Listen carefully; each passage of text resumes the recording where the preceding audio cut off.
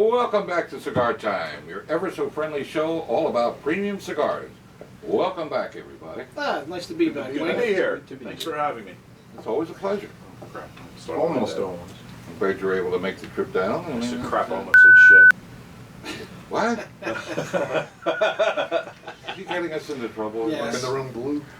Oh, Lord. Ah, Bizzle's got to edit. We'll edit that And out. I gotta watch what you say. I know, that's why I said it. Just bleep it, so people know that's what he said. Did Scott say something bad? Yes, he always does. Well, it's cable. No, it's not. That's like his It's not signature. We could use Jeff's idea and just put 18 and over. Yeah, Yeah, 18 and all. yeah. Yeah. You could just kick me off the show. No. Yeah, you don't escape that easy. I know. I'm trying for All right, we're 6 glad to be years. back. We're glad to have Jeff back for a second week. And this week, we're going to get back to our usual format of reviewing a cigar and putting points on it. And today, I think we have a special one. I'll let Rob tell you all about it. I want somebody that actually knows something. Yeah. Today we're smoking Still a Big TAA. Rob. Yeah, still. We're smoking a Joya de Nicaragua TAA exclusive. 50th anniversary. 50th anniversary. Yeah, absolutely. Antano. It's very We have our good. cigars now. You can like your cigars. No, It's it's it's a Nicaraguan Puro, You guys which could- means everything is filler, wrapper, binder, all Nicaraguan. It's box pressed, which I like. What's the TAA? Yeah, Tobacco Association of America. Which Cigars is one of only about 70-some members in the entire country. That's true. How do you become a member? I forget. It's the creme de la creme of brick and mortar retailers. How do you become one? You have to be invited. Yeah.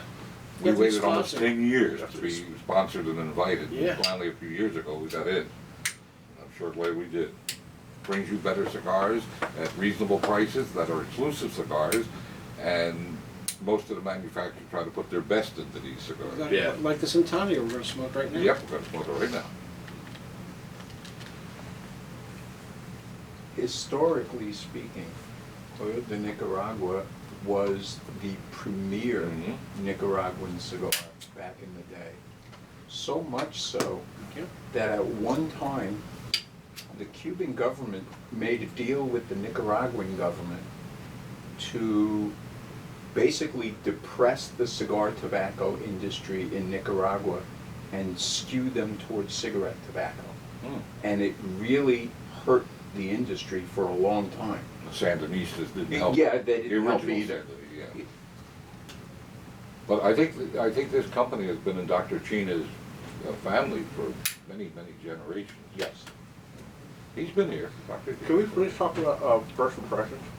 First impressions. Well, just Are you in a Just hurry? lit it. Just lit up. No, but man, I got this huge. I haven't had one of these in a long time. I mean, huge blast of like Flavor. cocoa, Flavor. like Yeah. baking powder. Okay, that's it. What the hell does baking powder taste like? You Baking ever go to a baker's restaurant chocolate. and say, "Real, I got an Baker's chocolate urge is for what I meant. baking powder. Can I have an order of baking powder?" Sprinkle of baking. Did you Never put whipped have. cream on that at Never all? had rhubarb and baking powder pie. Rhubarb and baking. Oh my Never god. had that? What are you kidding me? Now you know why comic relief is here. Rhubarb is a strange substance. I love strawberry rhubarb pie. It's easy to get into. It's so bitter. Yeah, it's easy to get into a rhubarb. Yes, I meant baker's All right, try to bail yourself out now. This thing, you kidding me? I can't build myself out. Hey, Art, who's the big guy to your left, for the people who didn't watch last week? Who is that? Who was talking? Did you guys hear that? The I unknown didn't say smoker. What was that called? smoker. Remember the unknown smoker? Oh, it's our secret smoker. Secret smoker. Is Secret that what it was? smoker. Yeah, no, Yeah. it was the unknown smoker. Well, those of you who didn't catch last week's show, thank you for reminding me. Was that Scott or you that said that? Scott, He actually thought of that. you did. Scary. What did I do? Scary. I don't remember. Jeff Brown is our partner in crime in cigarsamplers.com. I almost said .crime. .com. Cigarsamplers.com, which we started up a few months back. Not live yet, very shortly. And a lot of exciting things happening. A lot of ways to buy our products, our sampler packs. And you don't have to come into a cigar store because a lot of you don't live near necessarily a cigar store. But more about that later. Let's get back to our initial impressions. Paul, what were you going to say? It's not relevant anymore. Okay. Was it ever? It was, but we moved on. Okay. Are we still in baking powder and rhubarb pies? Well, it was a rhubarb reference. Have you ever had a baking powder and rhubarb pie? I've had rhubarb, but I have not had baking powder and rhubarb. But since we're back on that, Rob, you probably know this, but rhubarb They is plant the that word seed. that crowds say in movies when there's no script. When they want crowd sound. Rhubarb. They get a bunch of people saying rhubarb, rhubarb, rhubarb.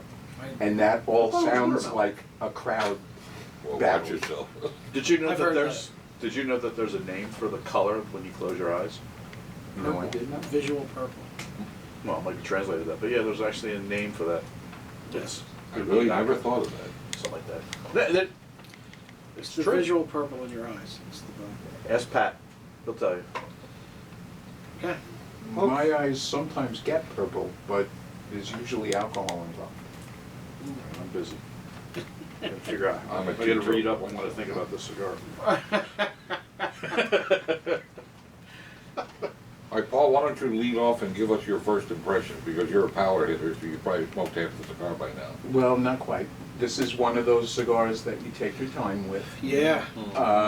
My first impression is not so much baking powder.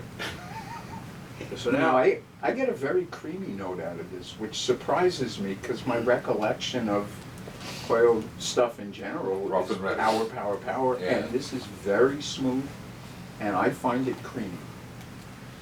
That's my first impression.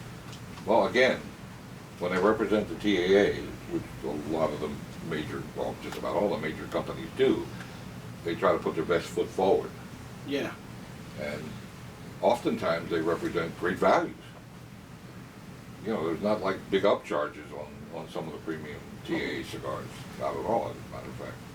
And So- I believe their TAA cigar has more age on the tobacco and more age on the finished cigar That's the than their that's the regular one. smoothness in it, Yeah. getting that smoothness. I believe, I it's thought I coming read through. this one was the tobacco in this was aged, I think at least 5 years. Could be. Or maybe it was 5 years longer than, Than normal. yeah. Yeah. He takes a lot of pride in his cigars. I mean, Well, The doctor. most of the cigar industry really Yeah. does. Well, Scott, what's your first impression? Baking powder. Rhubarb. I knew that was coming. What a setup. No, I said it was that chocolate baking powder, like that Hershey's baking cocoa. I get the smoothness, but I think I describe the smoothness as more of how it feels than the cream flavor, so to speak. And doesn't seem like it doesn't. Strong. Maybe it mellowed out over Yeah, it's the not last that couple of strong. years. Yeah, It it's doesn't seem that.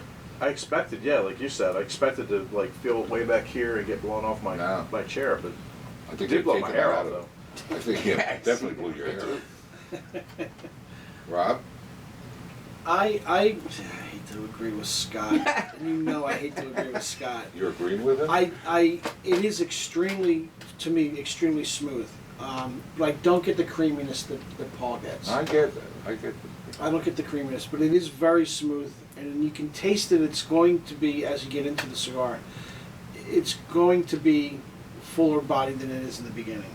Because when I retrohale this, I can feel the strength of it. Yeah. But it tastes good through the retrohale. It is very nice. Really tasty. Normally, when you get a really full-bodied cigar, Yeah. it's very hard to retrohale it. For me, This anyway. doesn't bite It on the doesn't. retrohale. Right, not at all. exactly. It So doesn't surprise. it's really smooth. I'm not getting any distinct flavor yet from it, like It's got a sweet like finish. a rhubarb. Got a definite sweet finish. I'm getting kind of a citrusy kind of thing now. Oh, yeah. Citrusy or taking that on the side of my tongue. Mine's right down the center of the tongue. I'm not getting anything. Yeah, I'm getting it more center too. anything on the sides or anything. But All right, we got We'll a real see what's going on. aficionado in here, so let's get Jeff in here. Give What? his first review. First review. No, first impression, I should say. I agree with the smoothness, and I can tell you, for me at least, on the retrohale, I get a little bit of like a white pepper. Just a little taste of it, and I got a little bit of sweetness to it as well. You're definitely right. This is not the traditional Hoya stuff that they put out, that usually when Right. you retrohale that, your eyes start to Yeah. water a little bit, and you have to Yeah. sneeze, and My eye switch sockets are so strong. but these are, It definitely has hope to it. it's got oomph. It's, you Yeah. know, it's definitely not something you're gonna smoke, you know, probably at breakfast, but, you know, you can go Some lunch, dinner people, with it. Paul, Paul smoked it at 1 o'clock in the morning with his wine. yeah, There you go. But yeah, I mean, and it's got a You nice switch? balance to it. It's got the cigar itself's got great weight to it. And to your point about the box press, you know, you could set it down, you don't have to worry about it rolling off the table on you or It's anything true. like that. So you get that going. Those are important things. yeah. And it's a semi-soft box press. It's Mhm. not real Right. sharp Right, edges, not rigid. which You is can't nice. shape with But you still can't roll it off the table. it. You can't shape with it. What size is this? Would you consider that a Churchill or like a? They call it just the They call it Presidente. Presidente. Presidente. It is a Churchill-ish size. Well, those of you who watch the show long enough know I go for taste. I don't care about strength or anything else. Does the Yeah. cigar taste good? This cigar tastes good. Has a nice sweet finish, great on the retrohale, coats the tongue nicely. I get it more down the middle than necessarily the sides, but it is a very, very pleasant cigar to smoke. I'm almost afraid to ask the price. I think 12. For this size, think- that's a pretty good deal. I think so. just cued you. Yeah, you're the price man. I have no idea. I think it's got spread. I think it is around $12. You're agreeing with him twice. Yeah, I hate that. Oh my Couldn't you say like $11.99? $11.99. That sounds good. They'll hold this over you. You do I realize. know you will, They will but I hold it over. really don't care. I'm not sure I've smoked this before. It's very good. Yes, we have. I have smoked it before. Probably not. Clearly, the construction is superb. Just look at everybody's ash. Yeah, Mm-hmm. yeah, nobody's made an Except ash yours, with you it, knocked so- it off. No, I did not. No. I'm also one that peels the labels off too early. I do too, You know. except for the show. You know, Art, you mentioned you base it on flavor, and it made me think of like a lot of times customers will ask, "What do you like about the cigar?" Just like it tastes good. Yeah, it tastes, What do you mean, it's what do I as like simple about as that. What do It you- tastes good. What do you want me to tell you? You It can burns get into- even? Who cares if it burns even if it tastes? If Yeah, it's made you- crooked and Yeah. it tastes good. Who cares? You can get into all these, it's peppers, it's cinnamon, it's moose droppings, whatever you want to say. But at the end of the day, does the cigar Tastes good. fit well in your mouth, burn fairly evenly, and taste good? Yeah. And taste good to me is where it's at. Top of the list. Yeah, I mean, it's, And you don't have to be able to identify all these different flavors to No. enjoy a No. cigar. You like it or you don't like it. Right. Speaking of flavor, though, mine just took a turn towards mint. It's Yes. really interesting. I was trying to figure. Yes, it is a mintish It's taste. almost like cool. Yeah. The smoke is Yes. cool in your that's mouth, it. and That's it why I'm getting has that a sweet minty finish, yeah. It has a nice sweet finish for a cigar that's not, necessarily what menthol. would be considered a mild It's cigar. by any menthol. stretch. No. I mean, it's a very It's not. good, tasty cigar. Wow, I'm very impressed, very impressed. I think we should talk more. We started talking last week about the factories that a lot of us have visited. And back in the 90s, I was very, very fortunate to make many trips to Cuba. And I think over the years, I've talked about a few of my trips and everything. And I was there just about every trip with a religious organization, donating time and resources and sponsoring certain things to be delivered to the Cuban people.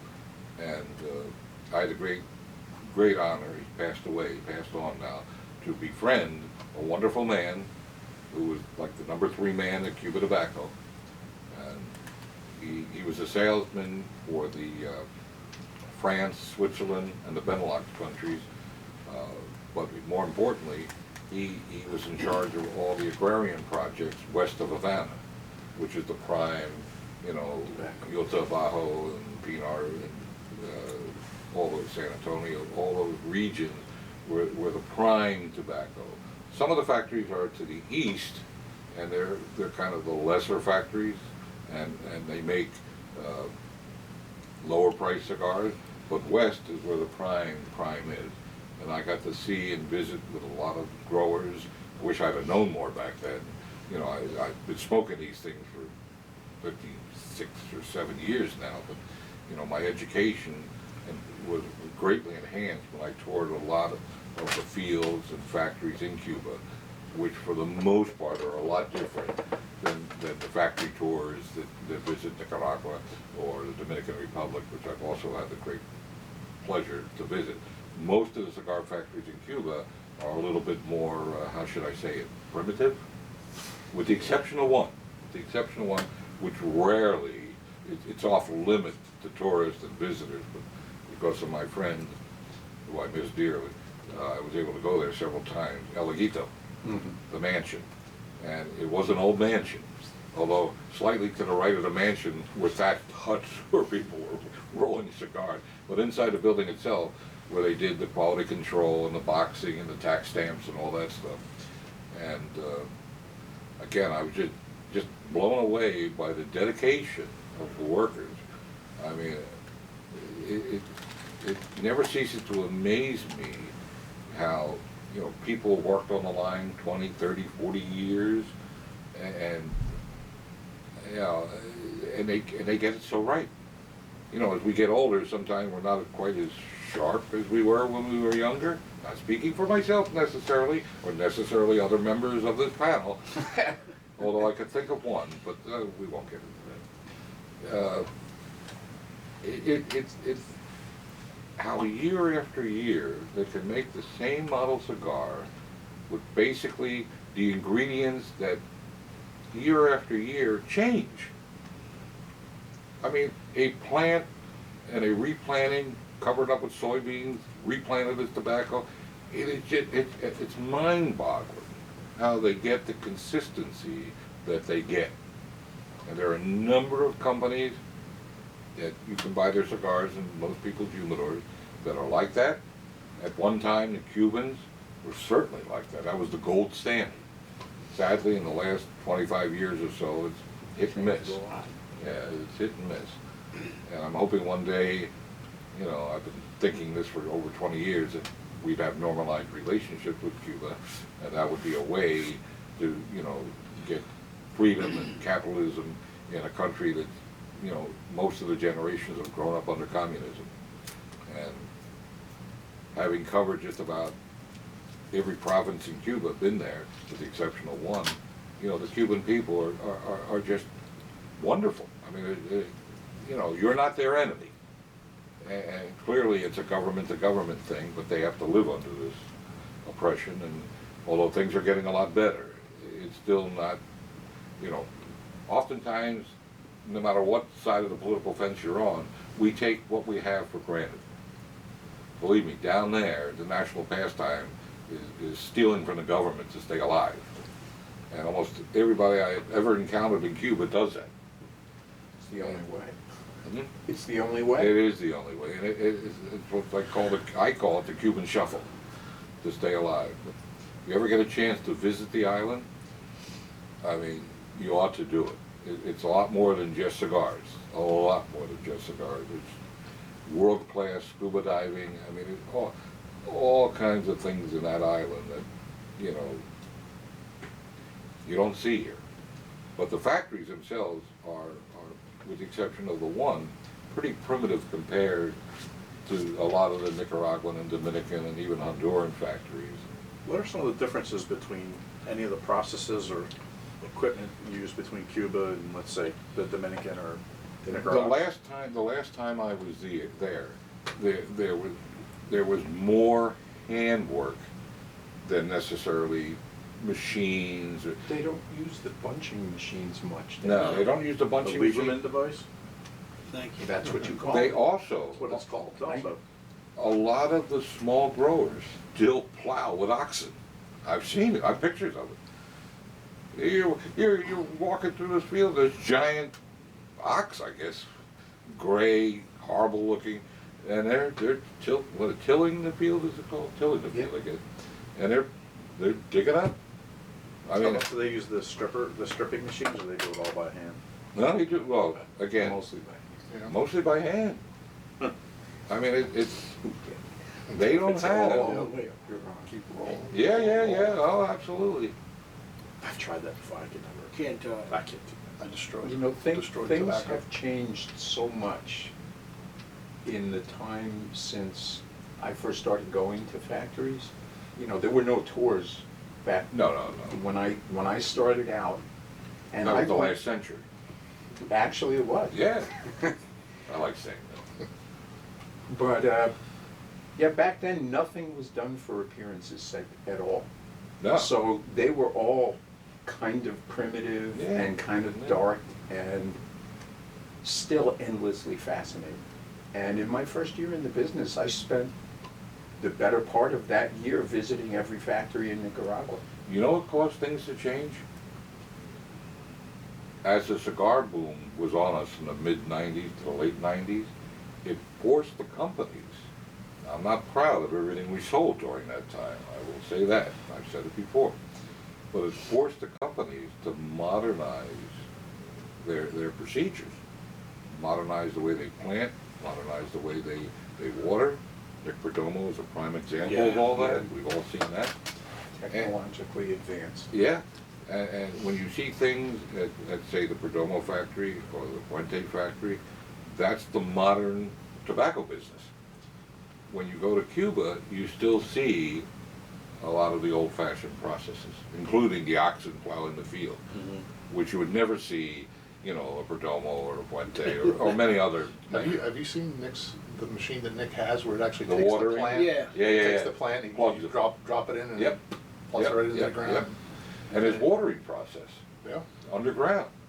I mean, it's fascinating. The money and the technology, the modern technology that they have brought over to grow tobacco and make cigars. It's fascinating as all hell. I mean, it's a 180 from the way they do it in Cuba.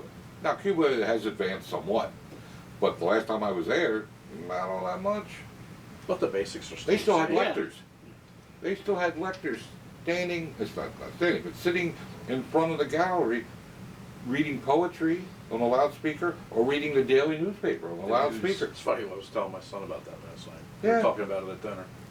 That's The Monte how Cristo came Cuban up. cigar workers get their news. Yeah, yeah, It's read to basically. them by the lector. Yeah, certainly not freedom of the press No. by any stretch of the imagination. But it's fascinating the difference between Cuba and the rest of the cigar-making countries. And I think there's very little of the Cuban way still left in the three prime countries, Nicaragua, Honduras, and Dominican Republic, especially the Dominican Republic. And it's, like I say, if you get a chance to make it to Cuba before it completely changes, I highly recommend it. Go for the people and go, you know, it's just a charming place. Forget the government, you won't have any intrusion, you won't even know the government exists. You know, that is misleading fact.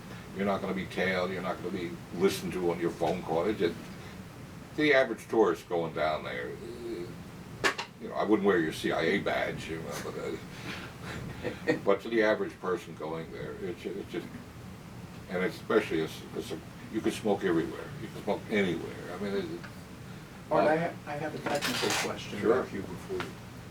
I'm not sure what the answer is, but you ought to know. The factories in Cuba, do they use teams, a buncher and a roller that puts the wrapper on, or do they do it individually? no, they use teams. Okay. They use teams. Most They do. used to, at the final process, where they grade by color and everything, the cigars, they used to sit around with, looked like an oversized card table with 6 or 7 more or less retired rollers. They were older gentlemen and ladies. And faster than my eye could follow it, they would sort them out by colors. They don't do that anymore. Also, they used to put the cigars for additional aging. Once done, the process was done and everything, in these huge cedar closets. On my last trip there, talking to my friend who was the manager of the Partagas factory, I noticed the cedar closets were empty. And I asked him, what's going on? He did one simple thing. Money. So they were shipping the cigars out kind of green, And I think sadly that still somewhat continues. And I've noticed in the last few years looking at boxes of Cuban cigars, you got 3 different colors in the box. And it's a fresh box. It's not like it sat for a while and the natural oils evaporating would change colors. No, this was a brand new box and there were 3 different colors. Rainbow cigar. Yeah, rainbow. That's a cigar. shame. It may not be noticeable to the average person looking at a brown cigar, but to somebody that's been doing this for a long time, it's 3 or 4 different colors. All right, so I think we heard you pontificate enough. Let's put our final review and a number on it. And then we'll close with Jeff explaining again cigar samplers. Paul, why don't you head it off? All right, I'll start out. So I'm about halfway done with the cigar, and I would say so far, other than the shift to mintiness, it hasn't changed a lot. But it's in a really good place, so I don't mind if it doesn't change a lot. Like Uncle Harold, he's in a good place. Uncle Harold. I like this cigar a lot. It's got flavors that I didn't expect and flavors that I don't often encounter in a cigar. Mm-hmm. And because of that, I'm going to give it a 9.0. Okay. 9.0. Yeah. Wow. Surprised. Got it? I'm tasting this in different areas of my mouth. Sometimes like I did get a hint of the white pepper you mentioned, Jeff, on the front of my tongue. Mostly right now the flavors are centered right down the middle. So it almost seems like each puff there's something just a little bit different. Different, yeah. Right now I'm getting this. It's going to sound odd, but almost like in the back top of my mouth, like a slight toffee kind of flavor. Put a number on it. It's 9. Rob? I'm getting a lot more pepper as I go through. Whether it's white pepper or black pepper, it's closer to white pepper. It's more of a clean Yeah. pepper taste. I do get that mint taste though, Paul. I was surprised by that. Yeah, I'm also surprised that it's not as full-bodied as I thought it was going to be, as it usually is with the Joya de Nicaragua cigars. Now, once I stand up and try to walk, maybe I might get a little bit Put a number stronger. on it. I also give it a 9. Jeff? Hate to put you on the spot. Well, for lack of time, balanced cigar, again, not what I was expecting, like Rob on a Hoya being, super full bodied. So because of that, I go 8.8. 8.8. 8.8. 8.8. Okay. All right, I'm going to give it a 9.25. I really like this cigar. I think it's a tasty as hell cigar. Why don't you wrap it up and give us a quick watch for... Wow. Well, just be on the lookout in the next coming months for CigarSamplers.com. It's kind of an extension of what we're building over here at Cigars. There's going to be a chance for you to pick up 4 premium long fill cigars with free shipping. Free shipping. We want to thank you for watching. Don't forget to watch next week. Don't forget our Saturday show at 8 o'clock at night. And we'll see you next week. Ciao for Bye-bye now, everybody. Bye.